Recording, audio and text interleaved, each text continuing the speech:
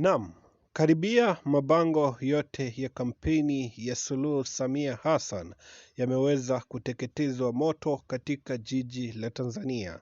Watanzania wenye ghadhabu hawataki kamwe kuliona bango lote la Samia Suluhu likisimama, na unapata kwamba kwenye video ambazo zinaendelea kusambaa mitandaoni unapata kwamba inasemekana karibia mabango yote yameweza kuteketezwa moto. Ikumbuke kwamba hii ni kutokana na ghasia za uchaguzi ambazo zinaendelea katika taifa hilo la Tanzania, na mpaka kufikia sasa hivi inakisiwa kwamba zaidi ya watu 700 wameweza kuaga dunia kutokana na ghasia hizo za uchaguzi.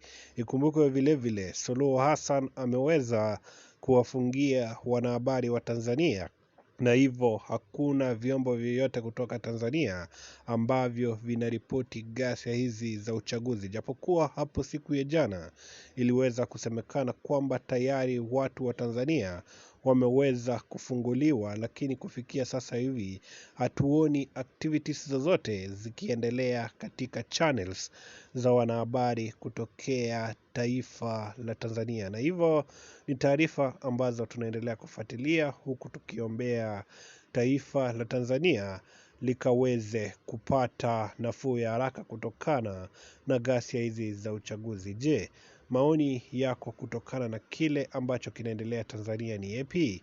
Hebu drop comments zako.